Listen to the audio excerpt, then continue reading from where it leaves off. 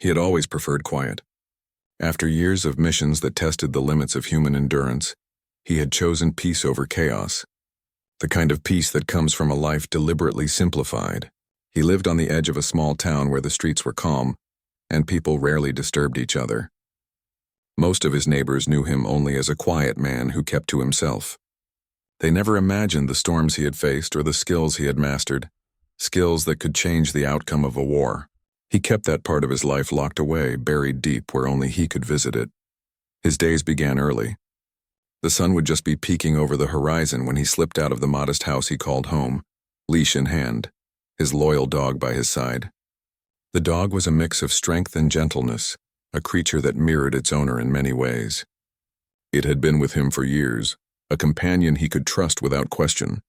In a world that had often felt unsafe and unpredictable, this dog was a constant, a living reminder that loyalty and love could survive even the hardest trials. They walked through the winding paths of the nearby woods, where the air smelled of pine and earth.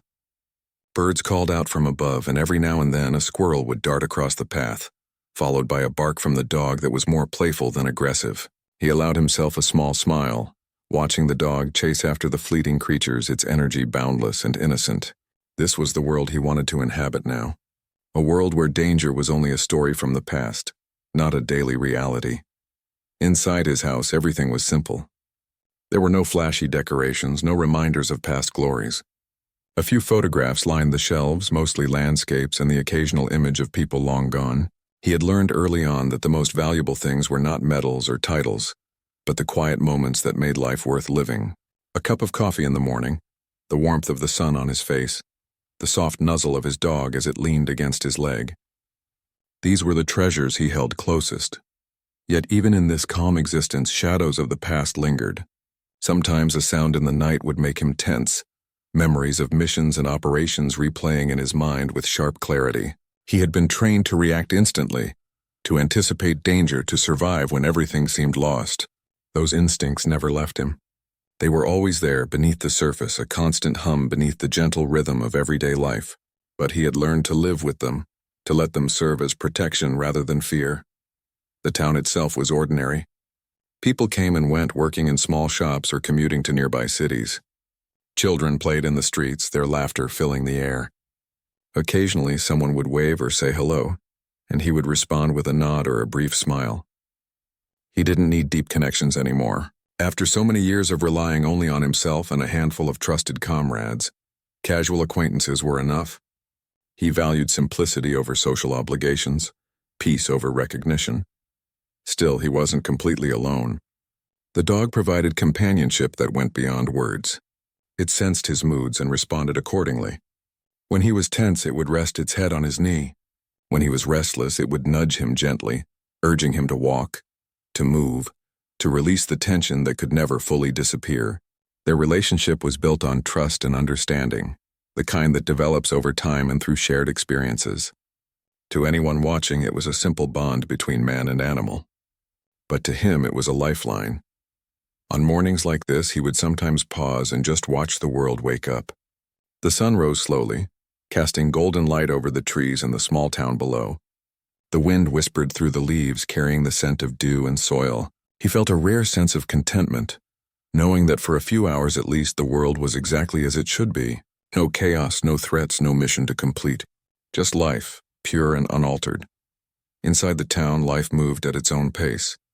A bakery opened its doors, the smell of fresh bread drifting into the streets. A few people walked their own dogs, chatting quietly with neighbors. He observed them from a distance, recognizing the patterns of normal life that he had long missed. There was comfort in routine, a reassurance that not everything in the world was unpredictable or dangerous. He also knew that peace could be fragile. Years of experience had taught him that life could change in an instant. One moment, everything could seem calm and safe. The next, everything could be shattered.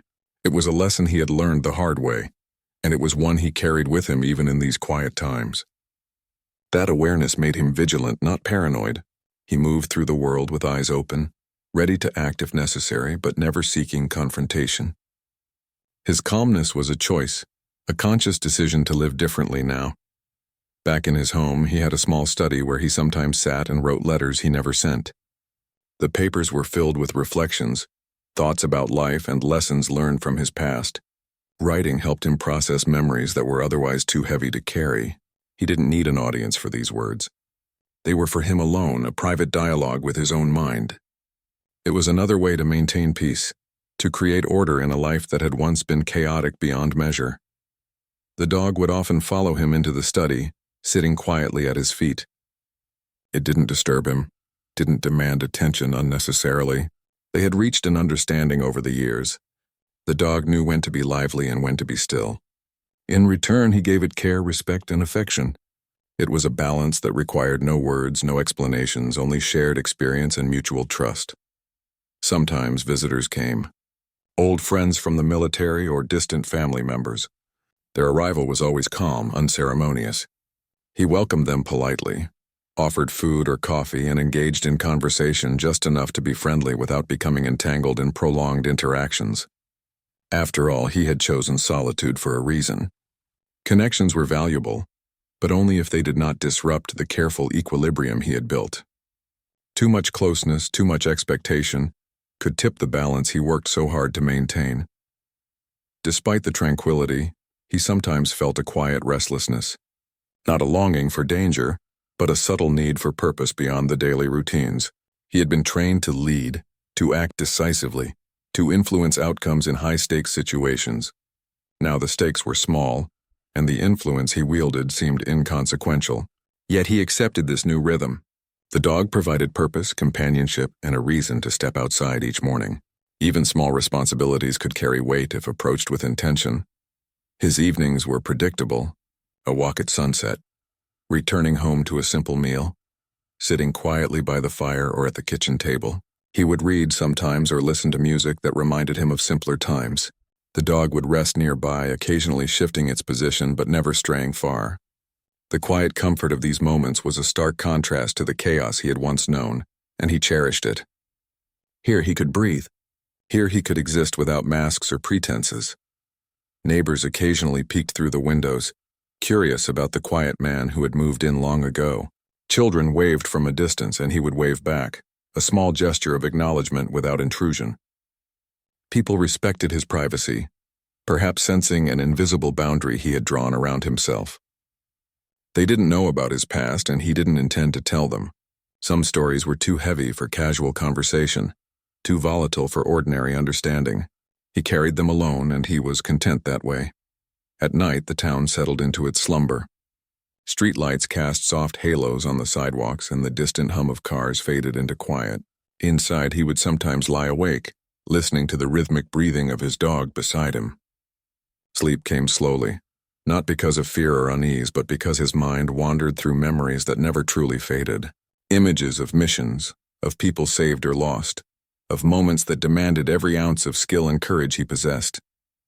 Yet even in these recollections, he found a strange peace. They reminded him of what he had endured and what he had survived. The bond between man and dog had deepened over the years.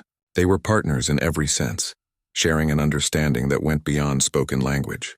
The dog could sense emotions, respond to subtle cues, and provide comfort in ways that no human could. In return, he provided structure, protection, and unwavering care. Together, they created a sanctuary in a world that had often been chaotic and dangerous. This sanctuary was precious. It was everything he had been searching for in the long years after leaving active service. Life in the small town continued, each day flowing into the next.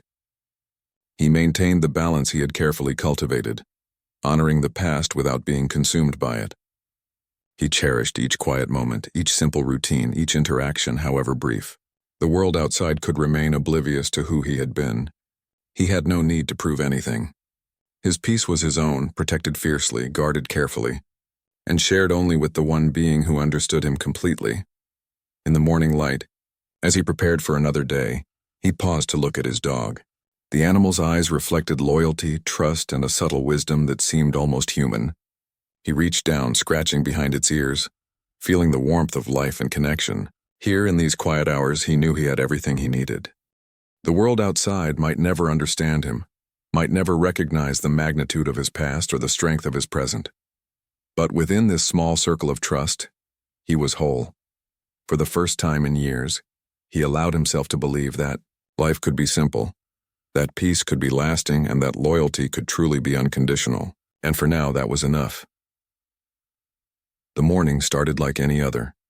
The man took his dog out for a walk along the familiar path that twisted through the woods near the town. The air was crisp, filled with the scent of pine and damp soil. Sunlight filtered through the trees in soft, golden beams. Birds chirped, and the occasional rustle of leaves marked the movement of small animals. His dog trotted beside him, ears perked, tail wagging, alert but calm. Everything seemed ordinary, but ordinary would soon be shattered. As they moved further into the woods, the man noticed signs of activity that seemed unusual, footprints not his own, the faint glimmer of a reflective surface, the distant hum of voices carried by the wind. His instincts, honed over years in dangerous environments, sharpened immediately. He slowed, scanning the surroundings carefully. He had learned long ago that the world could change in a heartbeat, and he could never afford to be caught unaware. Ahead, he saw a small group of police officers. They were responding to a call about a man seen in the woods with what was described as an aggressive dog. From their perspective, it seemed a routine check. They didn't know who he was or what skills he possessed. They approached cautiously, weapons ready, eyes scanning for any perceived threat. The man assessed the situation silently. He wasn't looking for conflict, but he was prepared to respond if necessary. The dog sensed tension and let out a low growl. It was a warning, protective, not hostile. The man knelt down for a moment, placing a hand on the dog's head. "It's okay," he whispered. The dog paused, ears twitching, watching the officers. The officers misinterpreted the growl and the dog's posture. Fear and adrenaline surged through them. One of the officers shouted commands, ordering the dog to back away. The dog hesitated, caught between loyalty to its owner and instinct to protect. In a split second, a shot rang out. The man's heart froze as he saw his dog collapse to the ground. Time seemed to slow. The world narrowed to the lifeless body of the creature that had been his companion, his friend, the one who had shared every quiet morning and every peaceful evening. His instincts screamed, but he held himself still. He did not want to escalate. Not yet. He knelt beside his dog, hands trembling slightly, fighting to keep his emotions under control. The officers were now in shock. No one had expected the reaction that followed. The man's eyes were cold and steady, his posture calm but coiled with the kind of intensity that comes only from experience. They did not recognize the signs, did not see the training, the precision, or the potential for controlled action. To them, he was just a man, shocked, grieving, perhaps angry. They could not have imagined what lay beneath that calm exterior. He took a deep breath, trying to focus. The dog was gone, but he had to remain in control. He knew that any sudden move could trigger further violence. Years of military discipline allowed him to act with purpose even under extreme stress. He scanned the area quickly, noting exits, cover, and potential risks. He didn't need to act now, but he was ready if necessary. The officers misjudged his stillness as confusion or weakness, not realizing it was calculated, deliberate. Around them, the woods remained quiet, almost mocking in its serenity.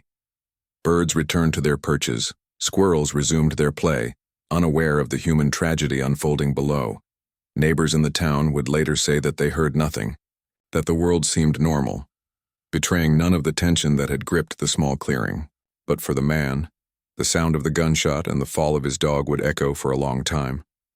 Memories of battle, of loss, and of responsibility surged unbidden. He finally spoke, his voice calm but firm, carrying authority without aggression.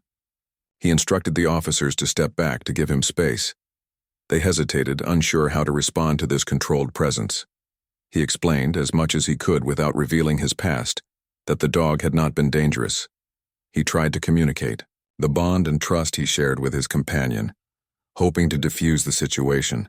Some officers nodded, others remained wary, eyes darting to every shadow. The man could feel the grief building inside him.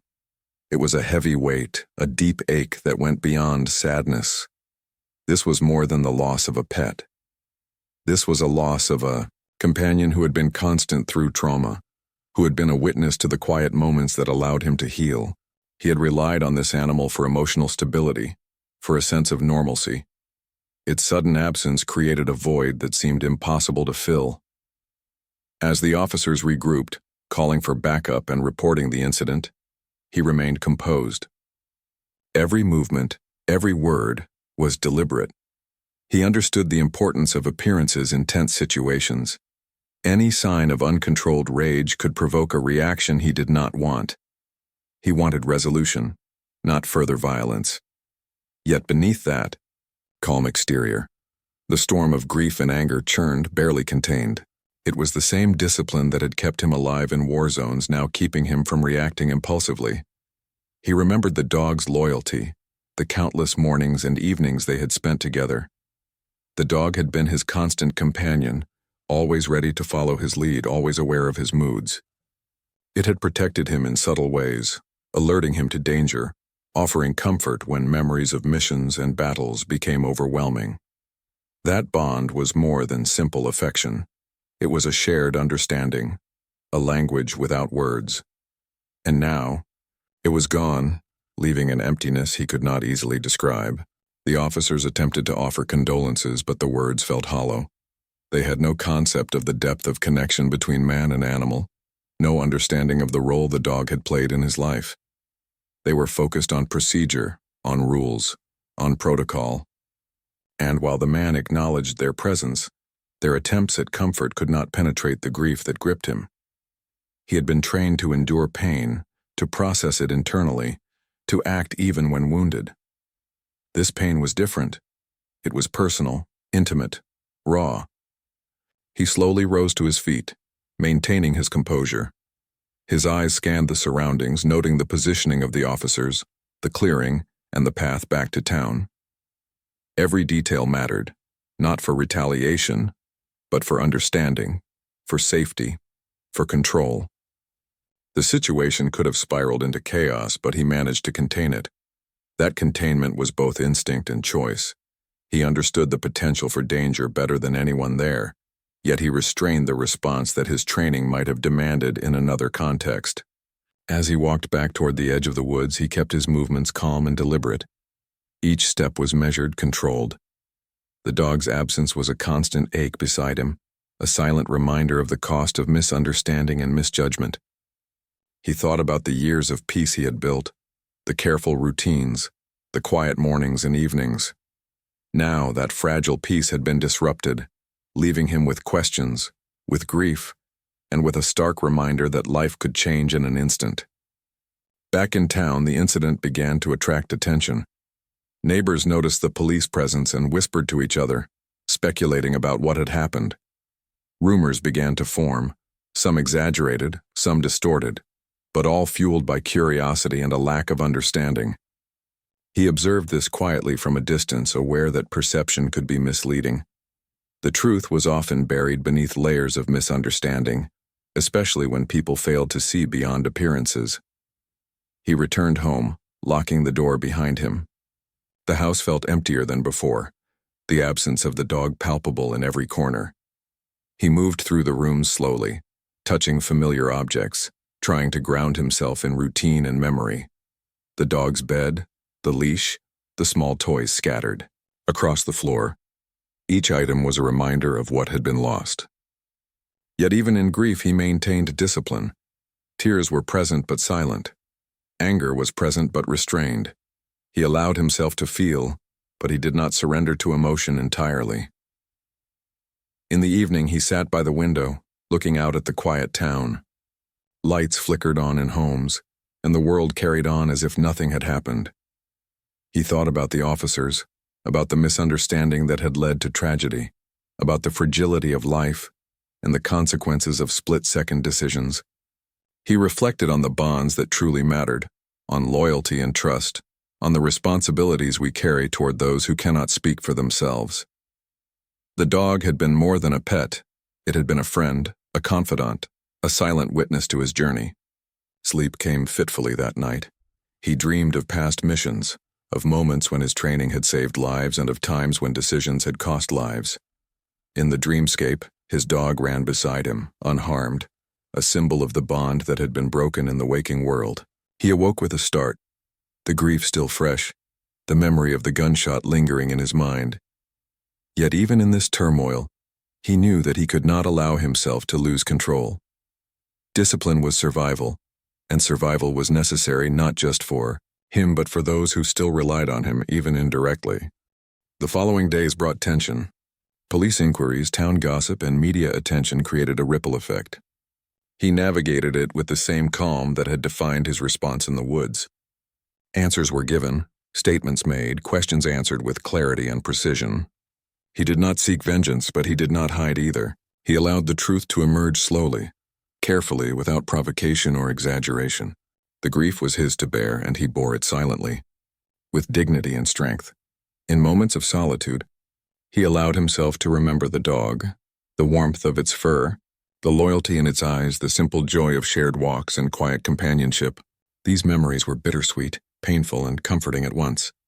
They reminded him of the depth of connection he had experienced, and of the fragility of life, of how quickly everything familiar could be taken away. Yet they also reminded him of resilience, of the capacity to endure, and of the importance of honoring bonds, even after loss. Even as the town whispered, even as the investigation continued, he remained composed.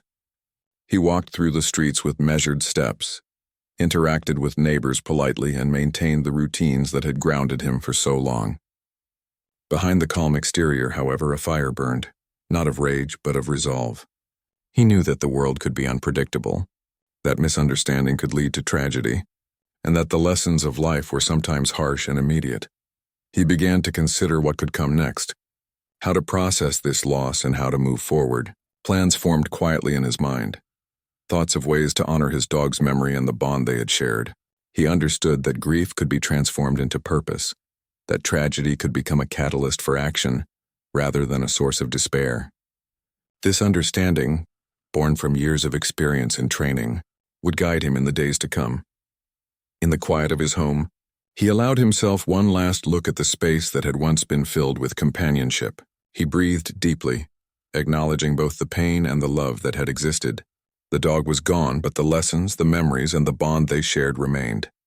And though the path ahead would be difficult, he knew that he had the strength, discipline, and resolve to navigate it. For now he simply sat in silence, honoring the past and preparing for whatever the future might bring. The days after the incident felt heavier than anything he had experienced before. The mornings were quiet, but the absence of his dog made the world feel empty. He still went for walks, still moved through the woods, but the steps felt different, hollow somehow. Memories of the dog, its playful energy, and the small habits they had shared seemed to follow him wherever he went. The quiet companionship that had once grounded him was now a ghost, and the weight of loss pressed on him in ways he hadn't anticipated.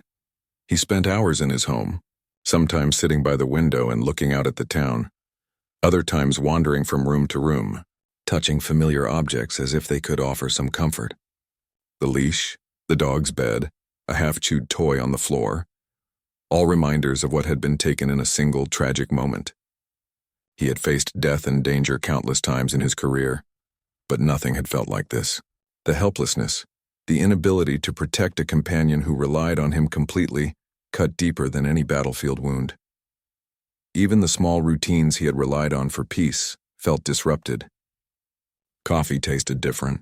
Walks through the woods were quieter, lacking the joyful interruptions of a companion running ahead, sniffing the earth, and returning with eager eyes. The world seemed off balance. He knew that time would heal some of this, but he also understood that the grief would never fully leave him. It would become a companion of its own, a shadow that followed quietly, reminding him of loyalty lost and innocence taken. The town, too, felt different.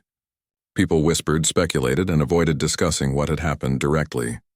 There was a tension in the air whenever police officers were nearby, a subtle awareness that an event had occurred that no one fully understood. He navigated the streets with measured steps, aware of every gaze, every expression, every unspoken judgment. He had long ago learned to read people quickly, to sense tension and intention, but now the lesson felt more personal, more painful. Misunderstanding could have devastating consequences. Inside, he began to write more, Not letters this time, but notes, reflections, plans. He tried to capture the feelings he could not speak aloud, the grief that was too raw to share. Words became a lifeline, a way to organize his thoughts and process emotions. He wrote about loyalty, about trust, about the bond between humans and animals, and about the suddenness with which life could change. The pages filled quickly, each word a step toward understanding, a way to make sense of what had happened.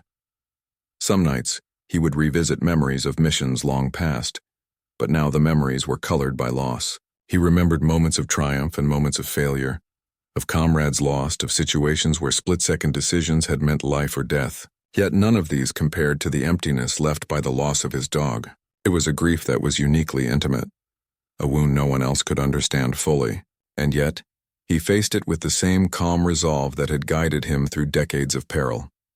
In town, murmurs about the incident began to circulate more widely. People speculated about what had occurred, some blaming the officers, others unsure how to react. He did not seek confrontation or recognition. He moved through these moments with quiet dignity, answering questions when necessary but never allowing himself to be drawn into arguments or displays of anger. His presence was calm, controlled, almost unnervingly so, a reflection of training and discipline that had never faded. He began to notice how people reacted differently to him now. Some were cautious, wary of the quiet intensity he carried. Others were curious, sensing a story behind his eyes that they could not articulate. And a few approached with compassion, offering small gestures of kindness that, while simple, carried weight. He accepted these gestures silently, appreciating them without needing to explain or engage in depth. Trust and understanding had become precious commodities in his world, and he knew how to recognize them. At home, he began small projects, trying to rebuild some sense of normalcy. He repaired furniture, tended to a small garden, and organized his living space with meticulous care. Each task required attention and focus, drawing his mind away from grief for brief periods. Yet even in these moments, the absence of his dog was palpable. He would pause mid-task, remembering a playful nudge or the sound of paws on the floor. The memories were bittersweet, a mix of comfort and pain. Occasionally, he would speak quietly to the dog as if it were still present. "You would have liked that," he would say while arranging the garden, or "I'll be okay," when sitting alone in the evening. These conversations were unspoken acknowledgments of the bond they had shared. They were rituals that helped him maintain connection, even in absence. The dog had been more than a companion. It had been a part of his life rhythm, a source of emotional stability, a constant presence that required nothing but trust and care. Despite the grief, he could feel a growing resolve within himself. Loss, while painful, also sparked reflection. He began thinking about purpose, about how to channel this pain into something meaningful. The dog had been a source of joy, trust, and loyalty, values he wanted to honor.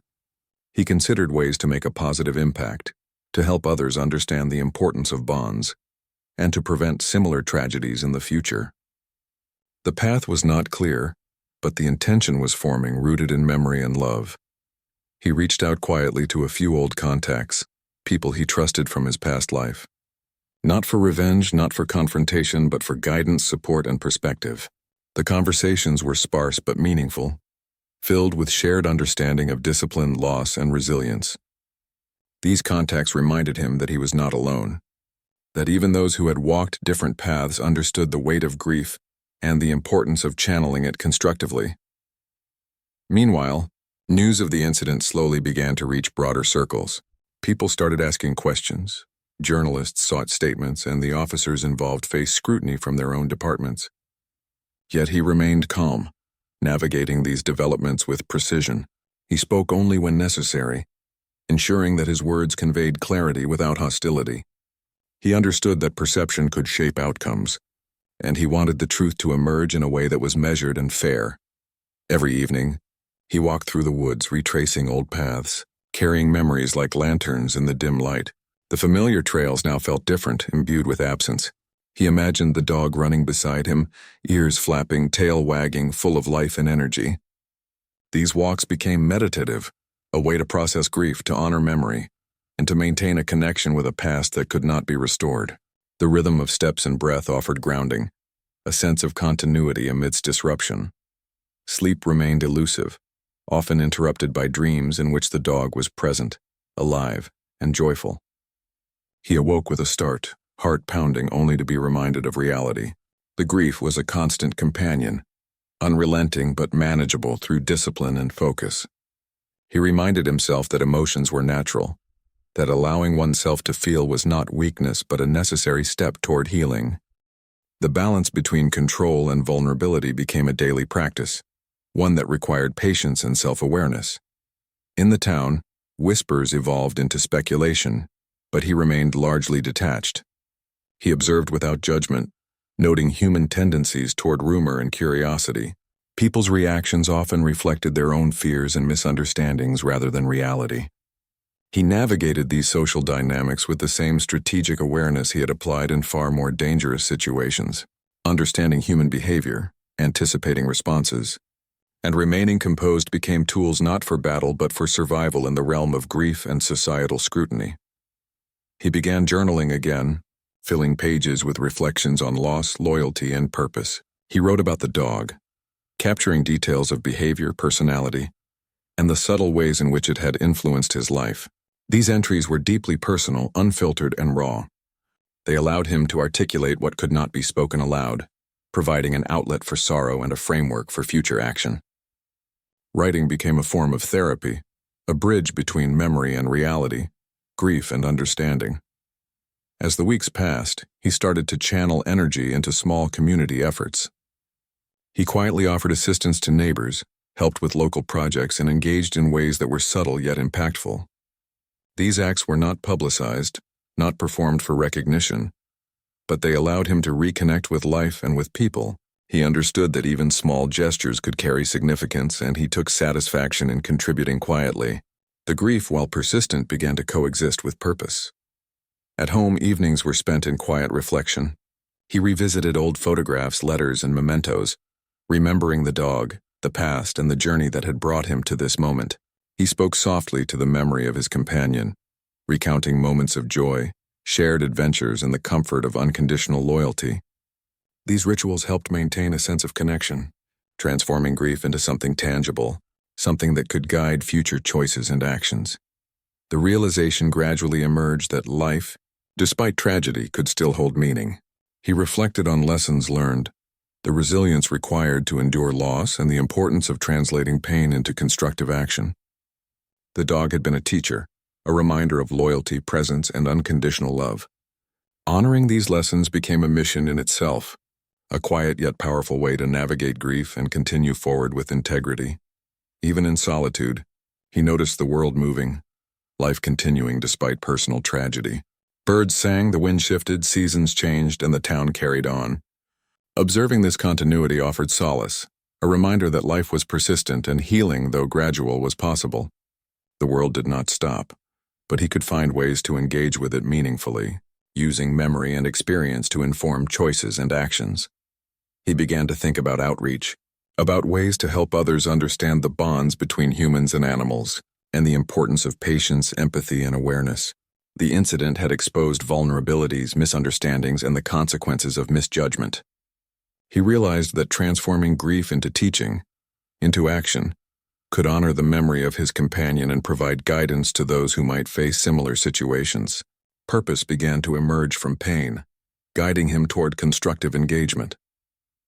Evenings grew quieter as the town settled into routine. He maintained rituals, walks, and reflections, balancing memory with action, grief with purpose. Each day reinforced lessons of resilience, discipline, and human connection. Though the absence of his dog remained deeply felt, he discovered that grief could coexist with intention, that memory could fuel action, and that loss, while painful, could inspire growth and understanding. The bond with his dog, though severed by tragedy, continued to influence him in profound ways.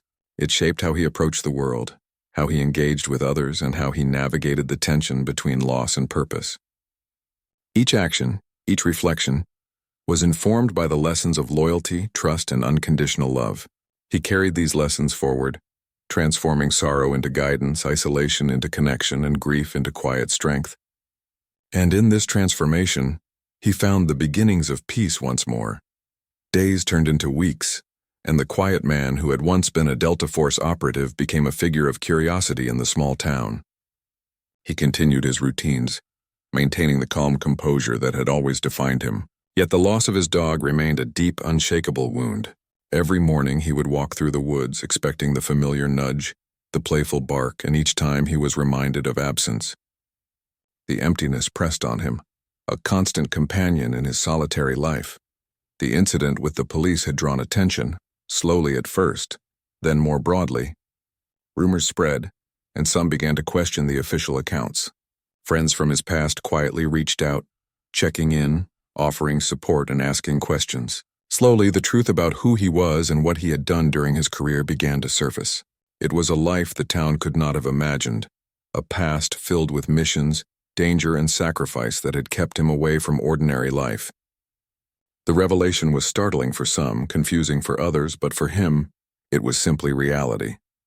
His identity had always been separate from this town, and now that separation was being challenged. Authorities began reviewing the incident in detail. Witnesses were questioned, reports examined, and the officers involved faced scrutiny. He observed all of this with calm precision, aware that reactions could be unpredictable and that misunderstandings often carried consequences.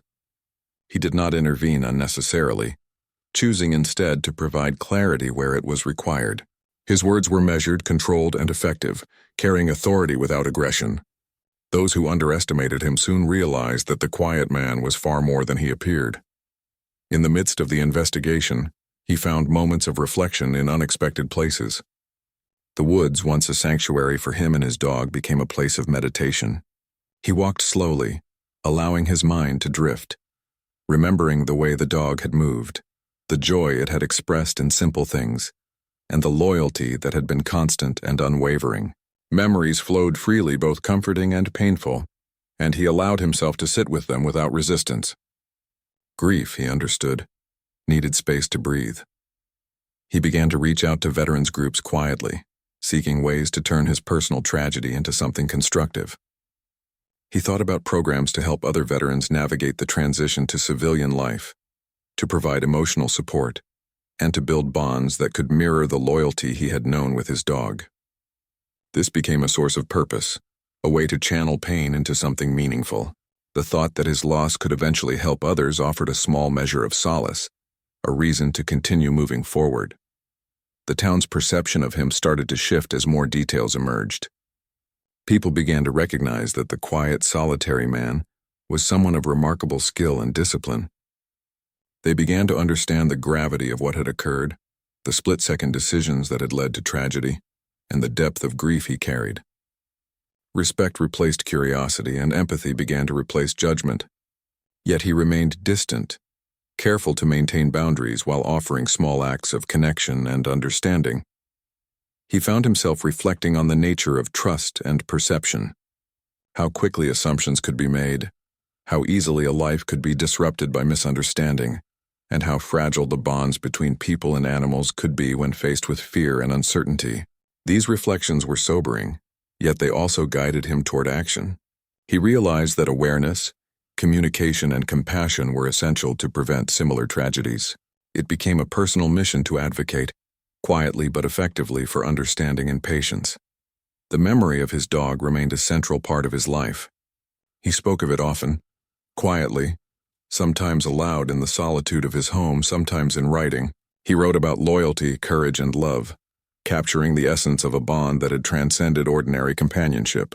The act of recording these memories was therapeutic, allowing him to honor the dog's life and maintain a sense of connection. Each memory was a thread, weaving a tapestry of purpose from the fabric of grief. He also considered the responsibilities that came with skill and experience. Being a trained operative was not only a matter of physical ability, but also moral and emotional discipline.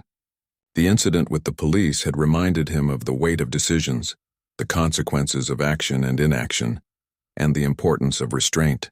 He carried this awareness with him, applying it not in battle but in the delicate interactions of everyday life. The lessons of survival became lessons of life, applicable beyond the battlefield. The officers involved in the incident faced internal review, and public interest in the case increased. He remained composed, engaging only when necessary and always with clarity and honesty. He was careful not to inflame tensions or seek revenge. Instead, he allowed facts to guide the outcome, understanding that truth and patience often carried more weight than immediate action. The same discipline that had served him in life or death situations now guided him through grief and public scrutiny. As weeks passed, he began to engage with the community in subtle ways. He volunteered quietly, offered guidance to local groups, and shared knowledge with those seeking advice on training or discipline. These acts were small but significant, allowing him to rebuild connections and contribute positively without compromising his need for privacy. He discovered that influence could be wielded gently, through example and quiet mentorship, rather than through force or authority. Each day he returned to the woods, walking the paths he had once shared with his dog. He observed the birds, listened to the rustle of leaves, and felt the sun on his face. These walks became rituals, grounding him in the present while honoring the past. He imagined his dog running beside him, its energy and joy still part of the landscape, and he allowed those thoughts to bring comfort. Presence, he realized, was not limited to physical form. Memory and love could sustain it, providing guidance and solace. He also reflected on resilience. Life had shown him that loss and tragedy were inevitable, but the ability to endure and adapt was within every individual. His own experience, both in military service and in personal grief, reinforced the importance of discipline, reflection, and purposeful action. He considered how these lessons could be shared, how they could help others navigate challenges and maintain strength in the face of adversity. The potential for impact became a motivating force. He began to develop small projects aimed at honoring loyalty and promoting understanding. He thought about workshops, written guides, and community programs that emphasized emotional resilience, compassion for animals, and patience in high-stress situations. These initiatives were not publicized widely, but were shared quietly with trusted groups. He understood the value of discretion, of building trust and credibility before attempting broader influence. The work became a way to channel grief into purpose, transforming loss into constructive action. In private moments, he often revisited memories of the dog. He remembered playful mornings, quiet evenings, and the subtle interactions that had defined their bond. He recalled the loyalty in its eyes, the responsiveness to his moods, and the comfort it provided during difficult times. These recollections were bittersweet, bringing both joy and sorrow. Yet they also reinforced his understanding of connection, empathy, and unconditional love. The bond had shaped him profoundly and continued to guide his actions. Evenings were spent in reflection and planning. He considered how to build a legacy from grief, how to honor memory through action, and how to maintain balance between solitude and community engagement. Each thought was deliberate, each decision measured. The discipline that had guided him through life and missions now guided him through personal tragedy. The process was gradual, but progress was evident. He felt a growing sense of purpose, rooted in memory, shaped by experience, and directed toward constructive outcomes. The town began to acknowledge his presence differently. People recognized the depth of his experience, the discipline he maintained, and the wisdom that informed his actions. Respect replaced curiosity, and quiet admiration replaced misunderstanding. He maintained boundaries, engaging selectively, but the perception shift was palpable. His identity as a veteran and a skilled operative was no longer hidden, yet it was integrated into a life that prioritized peace, reflection, and measured engagement. He also began to consider the broader implications of the incident. Misunderstandings could lead to tragedy, and awareness, empathy, and communication were essential tools for prevention. He thought about how to educate others subtly, through guidance, example, and mentorship. The lessons learned from personal grief, from training, and from experience could inform broader community understanding. Purpose, he realized, was emerging from loss, transforming pain into actionable insight. In his solitude, he continued to process grief. Writing, reflection, and quiet walks provided structure and focus. Memories of the dog were honored through narrative, ritual, and action. He maintained a delicate balance between presence and absence, between memory and engagement, between grief and purpose. Each day reinforced the interconnectedness of experience, discipline, and resilience. The dog's legacy became a guidepost, informing decisions, shaping actions, and sustaining emotional equilibrium. The weeks turned into months, and the man continued to navigate life with quiet determination. He engaged selectively, contributed subtly, and maintained the rituals that sustained him. The incident had left a permanent mark, yet he found ways to channel grief into meaningful engagement. Memory, discipline, and reflection became tools for healing and action. The absence of his dog was profound, yet the lessons and bonds remained, shaping a path forward that combined experience, empathy, and purpose. Even as public attention gradually waned, he continued to act with awareness and intention. The incident was no longer the focal point of the town's curiosity, but its impact remained in his life. He understood that the tragedy had highlighted both human vulnerability and resilience. He embraced this understanding, using it to guide interactions, decisions, and personal growth. In doing so, he transformed loss into a source of insight, resilience, and quiet strength. By the end of the year, the man had begun to establish routines that balanced reflection, engagement, and preparation for future endeavors. Memory of the dog remained central, guiding principles, shaping interactions, and informing purpose. Grief was not erased but integrated into a broader understanding of life, loss, and resilience. Through measured action, quiet mentorship, and reflection, he continued to honor the past, navigate the present, and prepare for the future, embodying the discipline, empathy, and wisdom that had defined his life.